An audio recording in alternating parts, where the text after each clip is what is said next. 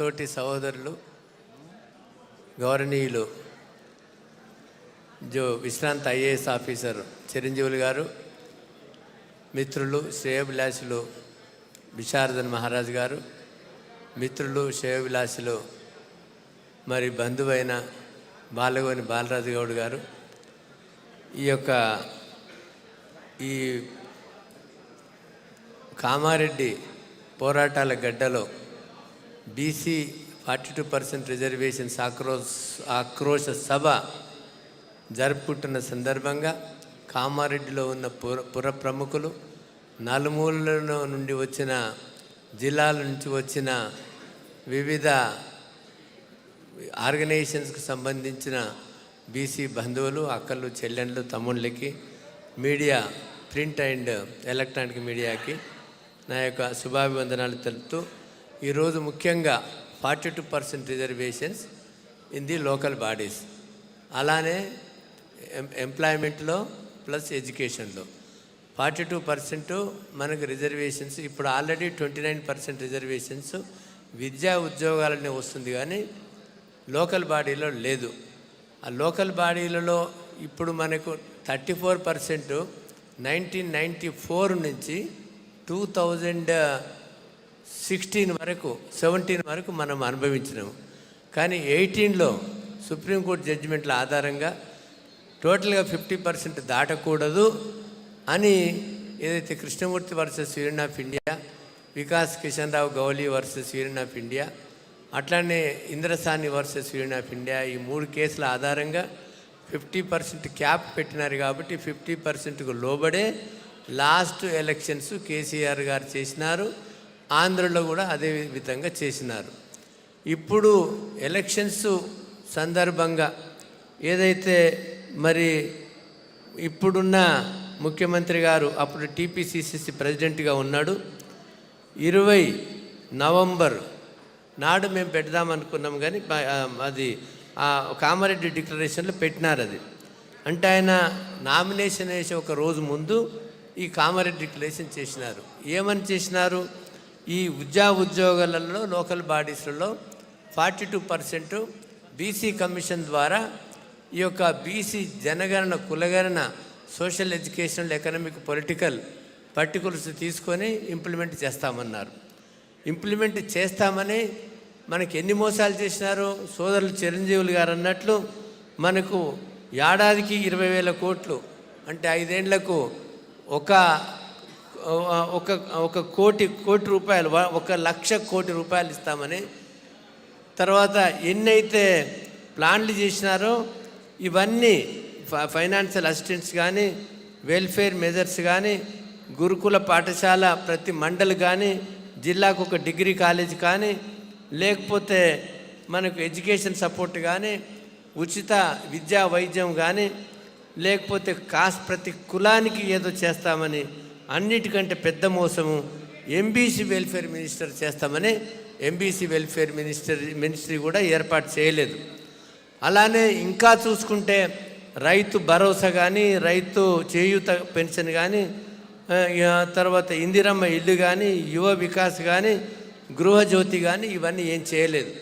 ఇవన్నీ చేయకుండా ఇప్పుడు మనము ప్రజలము సివిల్ సొసైటీని ఎవరైనా వచ్చి బూటకాలు చెప్పి, అబద్ధాలు చెప్పి, మరి పెద్దగా ఆశ చూపించి ఓట్లు వేయించుకొని ఇట్లా మోసం చేయడం, దగా చేయడం తగదు, ఇప్పటి నుంచి నడవదు అని మేము మనందరం బీసీ ఉద్యమకారులందరూ పోరాట పడితే, అది కూడా ఒక ఏడాది తర్వాత కులగణన, అది కూడా తప్పుల తడక ఒక చట్టం చేయకుండా చేసి, కులగణన చేసి అది కూడా పబ్లిష్ చేయకుండా ఆధారంగా 42% ఎట్లా చట్టం చేయాలన్నా కూడా తెలియని ఈ యొక్క దద్దమ్మ రాష్ట్ర ప్రభుత్వానికి నేను justice Eswaraiah as a chairperson national commission backward క్లాస్గా, ఫార్మర్ యాక్టింగ్ చీఫ్ జస్టిస్గా అపారమైన అనుభవంతో తమిళనాడు యాక్ట్ తెప్పించుకొని, తమిళనాడు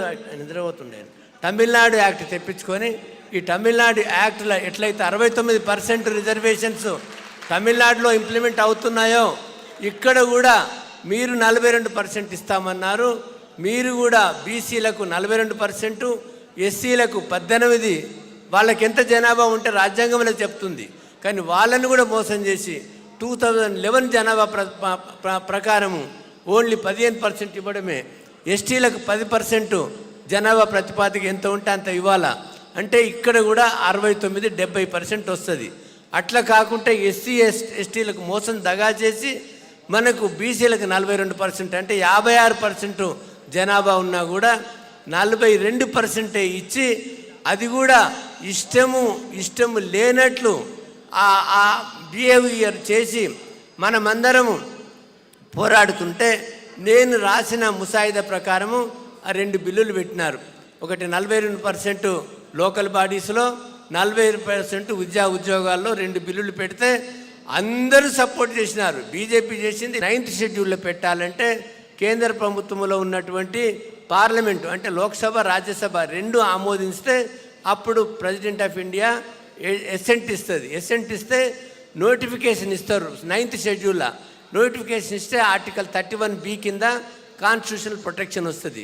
ఈ రకంగా చేయొచ్చని సూచించిన ప్రకారము చట్టం చేసినారు. కానీ ఇష్టం ఉండి లేకుండా చేసినారు. కానీ ఏదైతే ఉభయ సభలలో బీజేపీ అక్కడ ఒప్పుకొని ఊసరవెల్లిలాగా రంగులు మార్చి 4% బీసీలు ఏదైతే ఎస్సీలు ఉన్నారో వాళ్ళకి మీరు ఇక్కడ లేకుంటే మేము ఆమోదం చేస్తామని వీళ్ళు కుంటి సాకులు చెప్పుకుంటూ వాళ్ళకు ఒక అడ్డం పెట్టినారు.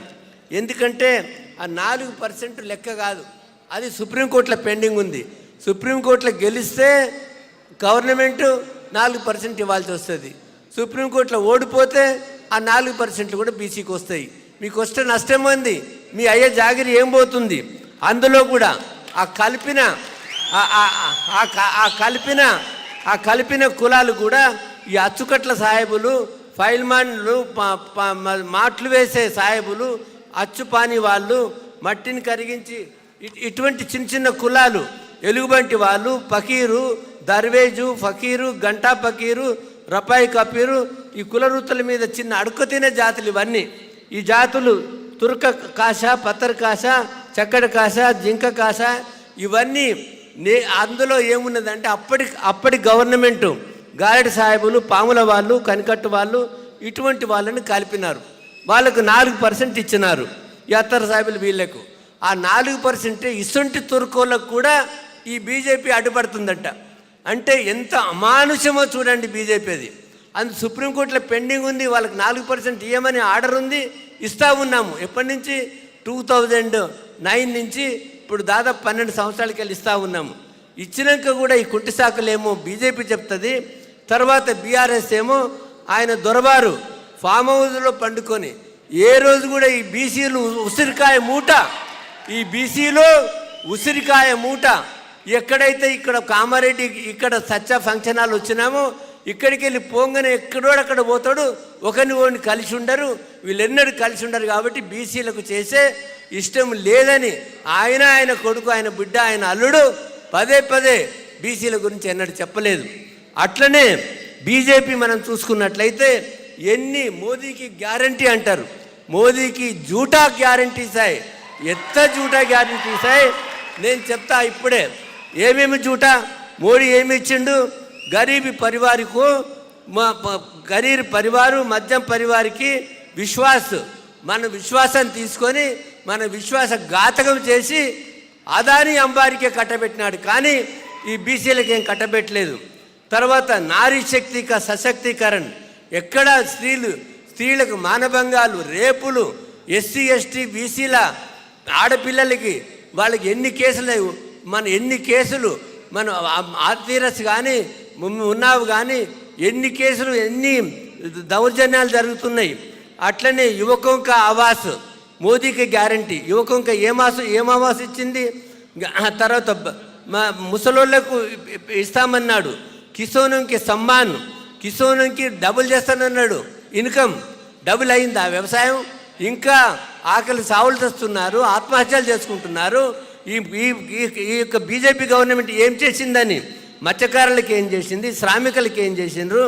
తర్వాత విశ్వబంధు భారత్ని విశ్వబంధు విశ్వగురు చేస్తున్నారు. భారత్కి మీ పాలసీస్తోని ఆర్ఎస్ఎస్ మన సిద్ధాంతంతో పాకిస్తాన్ శత్రువు, బంగ్లాదేశ్ శత్రువు, నేపాల్ శత్రువు, శ్రీలంక శత్రువు, అన్ని శత్రు దేశాలను తయారు చేసుకున్నాడు. కానీ ఇక్కడ శాంతి లేకుండా ఈ మోదీ చేస్తూ ఉన్నాడు. అలానే సురక్ష భారత్, ఎక్కడ సురక్ష భారత్? ఇవన్నీ ఏం జరుగుతుంది భారత్లో? సమృద్ధి భారత్ అంటున్నాడు. గవర్నమెంట్ ఏం చేయలేదు, ఎవరికి వాడు.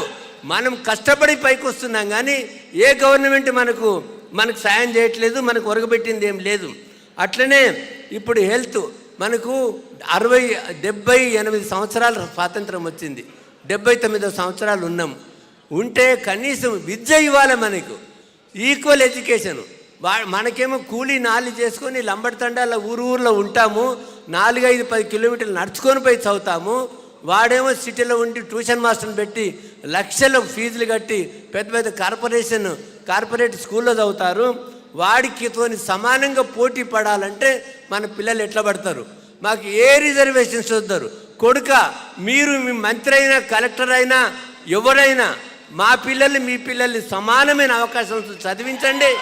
మాకు ఏ రిజర్వేషన్లు వద్దు. అట్లనే ఆరోగ్యం, మనం సంపాదించేదంతా కూడా హాస్పిటల్ పాలవుతుంది. కాబట్టి మొత్తం విద్య, తర్వాత హెల్త్ మొత్తం ప్రైవేటైజేషన్ చేసినావు. అసలు గవర్నమెంట్ ఉద్యోగాలు కూడా ప్రైవేట్ చేసినావు, కార్పొరేట్ సెక్టర్స్ కూడా ప్రైవేటైజ్ చేసినావు. తర్వాత ఓవరాల్ డెవలప్మెంట్ ఏమి ఇక్కడ జరగలేదు. ఇక్కడ మేక్ ఇన్ ఇండియా ఏమైంది? మేక్ ఇన్ ఇండియా ఏం చేస్తున్నాం? ఇంకా ఇంపోర్ట్ చేసుకుంటున్నాం. మన పక్క దేశాలు, చైనా ఎంత డెవలప్ అయింది, యూరోపియన్ కంట్రీస్ ఎంత డెవలప్ అయింది, సింగపూర్ ఎంత డెవలప్ అయింది. ఇక్కడ ఎవడున్నా మా ఎస్సీలను పెట్టినా బీసీలను పెట్టినా నీకంటే ఈ ఆర్ఎస్ఎస్ గైడెడ్ బీజేపీ కంటే మంచి పాలన ఇవ్వగలం, మేము మంచి అభివృద్ధి చేయగలం మేము. అందుకనే మీకు ఇచ్చే భిక్ష మాకొద్దు, మీరిచ్చే దయా కార్యక్రమాలు వద్దు. మా ఓటు మేము వేసుకుంటాము. మా ఓటు మేము వేసుకొని మీకు రిజర్వేషన్లు ఇస్తాము. మీకు రిజర్వేషన్లు ఇచ్చే రోజులు దగ్గర పడుతున్నాయి. అందుకని ఈరోజు నా బంధువులారా నేను ఒక ప్రతిజ్ఞ చేయిస్తున్నాను. మీరందరూ కూడా లేచి ఈ ప్రతిజ్ఞ చేద్దాము. ఈ ప్రతిజ్ఞ, నేను బహుజన బీసీ బిడ్డను, ఇక నుండి నా ఓటు నా బహుజన బీసీ వర్గాలకే వేస్తాను, అగ్ర కులాలకు వేయను. ఇది నా మనస్ఫూర్తిగా, మనసాక్షిగా,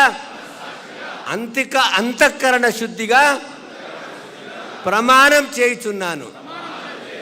జై భారత్, జై పూలే, జై భీమ్, జై Samvidhan. Thank you sir, thank you. ఇప్పుడు ఒక నిమిషం బాబు, ఒక 2 minutes.